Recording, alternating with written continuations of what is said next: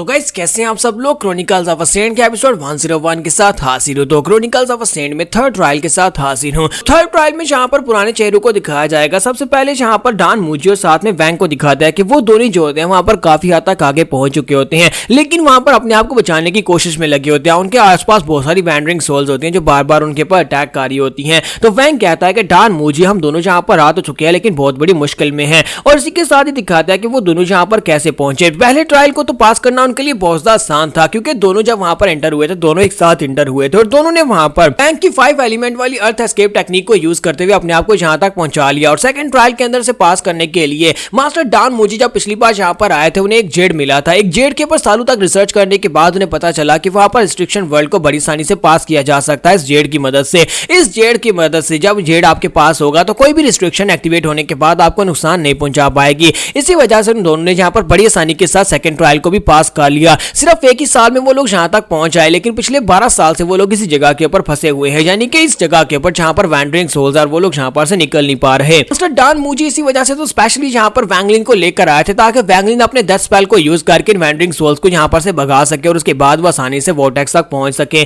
तो वैंग कहता है कि अब हम लोग यहां पर से क्या करेंगे, हम लोग तो यहां पर डेडलॉक तक पहुंच चुके हैं, हम लोग इससे आगे नहीं बढ़ सकते। यहीं पर मास्टर डॉन मूजी कहता है कि एक इन्फॉर्मेशन जो मैंने बाकी सभी लोगों को नहीं बताई थी वो इन्फॉर्मेशन ये थी कि जब हम लोग यहां पर थर्ड ट्रायल को पार करेंगे तो थर्ड ट्रायल को पार करने के बाद एक फोर्थ ट्रायल आएगा, लेकिन फोर्थ ट्रायल सिर्फ और सिर्फ एक टेलीपोर्टेशन अरे है। हमारे सामने एक वोर्टेक्स है लेकिन हम लोग उस वोर्टेक्स तक पहुंच नहीं पा रहे क्योंकि आसपास बहुत सारी वैंडरिंग सोल्स हैं। उस वोर्टेक्स में जैसे हम लोग एंटर होंगे वो एक टेलीपोर्टेशन अरे फॉर्मेशन है जो कि हमें डायरेक्टली एंशिएंट गार्ड की बॉडी तक पहुंचा देगी। लेकिन जैसे जैसे हम लोग वहां पर एंटर होंगे टाइम के हिसाब से हम लोग वहां पर से एंशिएंट गार्ड की बॉडी के ऊपर डिफरेंट लोकेशंस के ऊपर टेलीपोर्ट होने वाले हैं। ये टाइम के ऊपर डिपेंड करता है। थर्ड ट्रायल के अंदर एंटर होने के बाद जितने कम समय में आप टेलीपोर्टेशन अरे के अंदर एंटर होते हैं उतना ज्यादा आप एंशिएंट गार्ड की डेड बॉडी के करीब जाओगे, यानी कि उसकी बॉडी और उसकी मैडिया जहां पर आपको ज्यादा रिसोर्सेज मिल सकते हैं। और जितना ज्यादा आप यहां पर ज्यादा टाइम बिताएंगे और उसके बाद टेलीपोर्टेशन अरे में घुसेंगे उतने ही ज्यादा आप उसकी बॉडी के लेटर पार्ट्स में चले जाएंगे, यानी कि हो सकता है कि आप उसके पैरों में चले जाएं या फिर आप उसके सर पे चले जाएं जो कि बहुत ज्यादा दूर होने वाला है उसके हार्ट से। तो डॉन मूजी और वैंग दोनों वहां पर इस बात को समझ रहे होते हैं क्योंकि उनके पास वैंगलिन नहीं है। इसका मतलब यह है कि वो इस ट्रायल को कभी पास नहीं कर पाएंगे और दोनों को वहां पर लगता है कि दोनों यहीं पर मरने वाले हैं। और इसी के साथ ही सिक्स डिजायर एम्परर को दिखाता है कि सिक्स डिजायर एम्परर जो होता है अपने बेचारे उस लड़के की डेड बॉडी को अभी भी साथ अपने घसीट रहा होता है क्योंकि उसकी बॉडी अभी भी यहाँ पर काफी ज्यादा काम की होती है।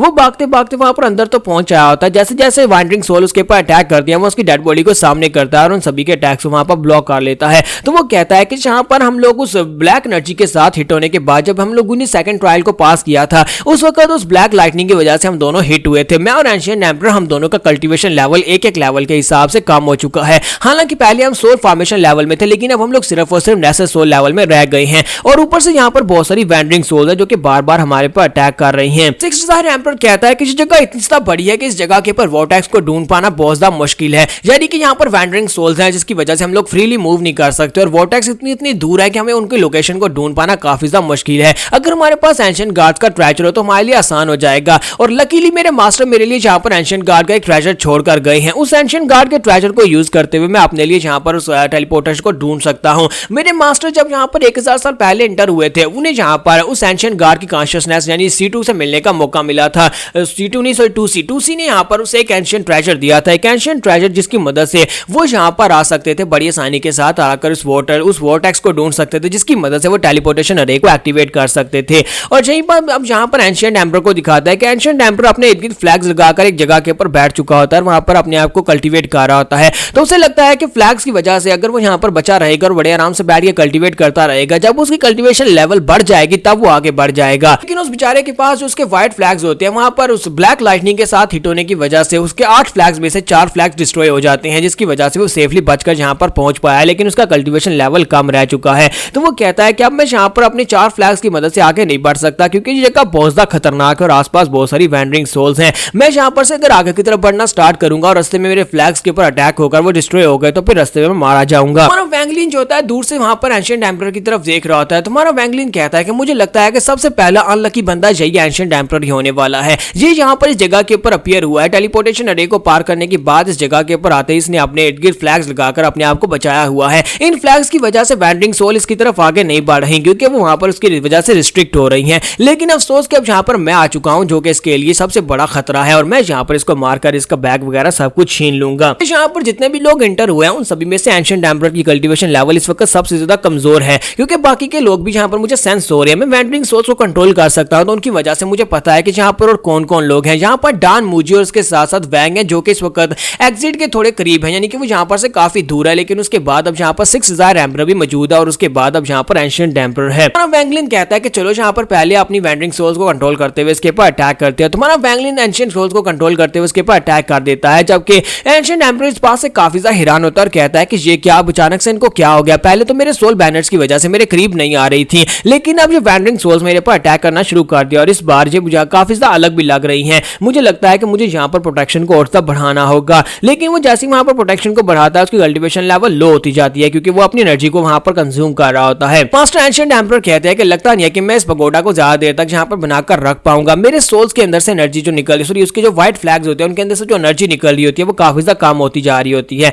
और इसी के साथ ही हमारा वैंगलिन उसके करीब जाता है, जाकर उसे कहता है कि एंशिएंट एम्परर, जब वो उसका नाम पुकारता है तो इस बात से एंशिएंट एम्परर बहुत ज्यादा घबरा जाता है और कहता है कौन है यहाँ पर, किसको मेरा नाम पता है? तो वो कहता है कोई भी है, जो भी यहाँ पर है जो इन वैंडरिंग सोल्स को कंट्रोल कर रहा है वो मेरा नाम जानता है और उसे पता है मैं कौन हूँ। और इसी के साथ ही वैंगलिन वहां पर और भी बहुत सारी वैंडरिंग सोल्स को यूज करते हुए उसके ऊपर बार बार अटैक करना शुरू करता है, तो उसके अटैक्स पहले से ज्यादा एग्रेसिव हो जाते हैं। तो एंशिएंट एम्परर कहता है कि मेरी कल्टीवेशन ने एक बहुत ही बड़ी हिट ली है, जिसकी वजह से मैं यहाँ पर डायरेक्टली अटैक नहीं कर सकता और बहुत ही जल्दी मेरी एनर्जी जो है वो खत्म हो जाएगी। लेकिन अभी भी वो यहाँ पर अपने पोस्टर को बनाकर बैठा होता है, अपने व्हाइट फ्लैश की मदद से वो अपने इर्द गिर्द एक रिस्ट्रिक्शन क्रिएट करता है। तुम्हारा वैंगलिन कहता है कि अगर यहाँ पर बाहर होते तो तुम अपनी सोल ट्रांसफॉर्मेशन राम की पावर्स की मदद से एक उंगली घुमाकर मुझे मार सकते थे, लेकिन यहाँ पर इस जगह के ऊपर ये मेरे लिए एक जन्नत की तरह और तुम्हारे लिए एक हेल की तरह है, मैं यहाँ पर चाहूँ तो तुम्हें जैसे चाहे मार सकता हूँ। तुम्हारा वैंगलिन कहता है कि मुझे यहाँ पर तुम्हारे पास से वो एंशिएंट ट्रेजर चाहिए जो कि एंशिएंट गार्ड ने तुम लोगों को दिए थे, तो क्या तुम यहाँ पर मुझे वो एंशिएंट ट्रेजर दोगे या फिर मैं तुम्हें मार डालूं? तो इसी के साथ ही एंशिएंट एम्परर से कहता है कि सीनियर मुझे नहीं पता कि आप यहाँ पर कौन से एंशिएंट ट्रेजर्स की बात कर रहे हैं, लेकिन मेरे पास कोई भी एंशिएंट ट्रेजर्स नहीं है। मुझे लगता है कि आप यहाँ पर जिन एंशिएंट ट्रेजर्स को ढूंढ रहे हैं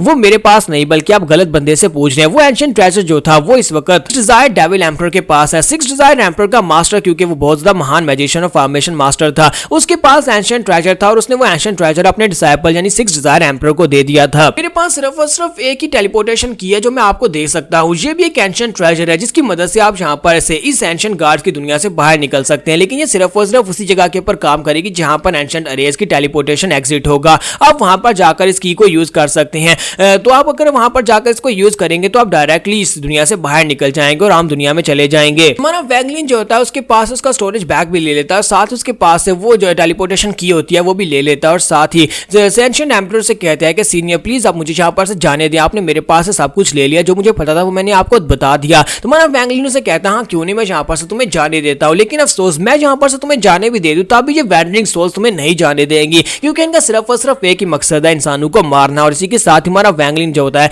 वहां पर से अपनी जो बैग होता है वो बैग लेकर साइड के ऊपर हट जाता है, जबकि वो सारी सोल्स जो होती है उसके ऊपर अटैक करना शुरू कर देती हैं। लेकिन इसी के साथ ही हमारे वैंगलिन को वहां पर एक बहुत ही पावरफुल सेंसेशन महसूस होती है, जैसे कि ऐसे ऐसे अभी अभी यहाँ पर कोई बहुत ही पावरफुल वैंडरिंग सोल अपीयर हुई हो जिसने अभी अभी यहाँ पर जन्म लिया हो। तो वैंगलिन कहता है कि ये क्या, अचानक से यहाँ पर एक बहुत ही पावरफुल वैंडरिंग सोल की एनर्जी मुझे कैसे महसूस हो रही है, ऐसे लगता है मेरे अलावा यहाँ पर एक और बहुत ही पावरफुल डिवावरर है। और इसी के साथ ही हमारे वैंगलिन को वहां पर जो एनर्जी महसूस हो रही होती है वो एनर्जी उसके करीब पहुंच जाती है। तो वैंगलिन जब उसकी तरफ देखता है उसे एक झटका लगता है, क्योंकि वो हंचबैक होता है। तुम्हारा वैंगलिन कहता है कि ये कैसे हो सकता है, हंचबैक तो वहां पर मर गया था फर्स्ट ट्रायल में, फिर यहाँ पर एक वैंडरिंग सोल कैसे बन गया, इसकी बॉडी यहाँ पर कैसे पहुंची और ये वैंडरिंग सोल बनकर यहाँ पर क्या कर रहा है। तो ये अब यहाँ पर एक नई मिस्ट्री है कि वैंडरिंग सोल बनकर ये हंचबैक यहाँ पर क्या कर रहा है, ये हमें नेक्स्ट एपिसोड में पता चलेगा। और उसके बाद हम लोग देखेंगे कि हमारा वैंगलिन टेलीपोर्टर को पार करके एंशिएंट गार्ड की बॉडी तक पहुंच पाएगा या नहीं, क्योंकि अब यहाँ पर और भी बहुत सारे मिस्टीरियस कैरेक्टर आने वाले हैं जो कि पिछले 1000 सालों से यहाँ पर छुप कर बैठे हुए थे और वेट कर रहे थे इन सभी लोगों के यहाँ पर आने का।